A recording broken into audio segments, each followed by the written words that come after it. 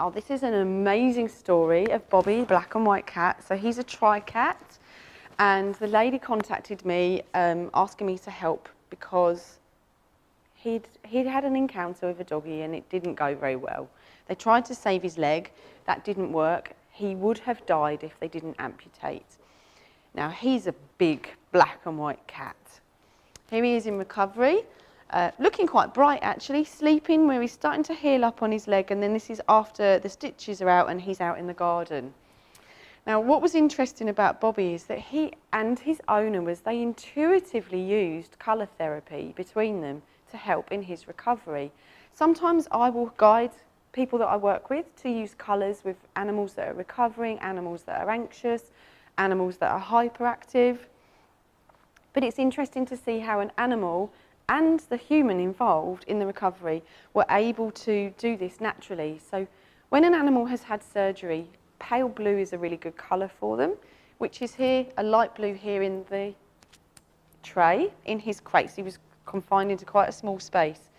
Green is the colour of the heart, and green is very, very uplifting. Here it is in the back. Yellow is a lovely energising colour without it being too feisty. So lovely, soft, supportive colours to help him in his recovery. Remember, when an animal comes out of surgery, they are on medicated drugs. They're in a very vulnerable place. He's confined. He's missing his physical leg, although that, like humans that have phantom limbs, the same happens with animals. So this was all about balance to support him with this really tender, vulnerable stage. Light pink is also a colour of the heart chakra, and it's really supportive and nurturing, which she wanted to encourage deep sleep and rest. He did that a lot anyway, but that supported him. Now, once he was starting to feel more confident, yes, he was wary of what was on the other side of the fence, but where sunbeams were concerned, he wasn't too fast. Now, red actually relates to our root chakra and is a really strong colour. Ladies, if you need a bit of confidence, put a bit of red lippy on, or a nice red jacket or a red scarf. It makes you feel really, really confident, and it gives you lots of energy. You wouldn't give it red to a hyperactive dog, and if there was a lot of red around a hyperactive dog, I would be suggesting to remove that because it fires them up even more.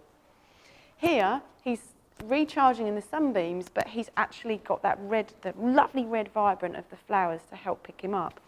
What was interesting about this boy, Bobby, was that he was fine. His mum was still very affected by the trauma because she found him literally as it had happened, and she nursed him through the whole journey, which was very traumatic, especially when his leg wouldn't heal and they had to make the decision to amputate. He was so fine about it, and I said to him, like, Mum's really worried. How do you feel? And he's like, look around. I've got everything I need. A massive bed in every room, all food on time. She worries all the time. I'm totally fine. He wasn't fazed about it. Yes, sure, he's not as smooth at jumping up the fence as he was when he had 4 legs, and that's what triggered Mum. It wasn't him that was worried about his 3-leg situation, but it was his mum. So I was able to give her comfort and help her feel more relaxed about her animal's needs because of what he shared with us.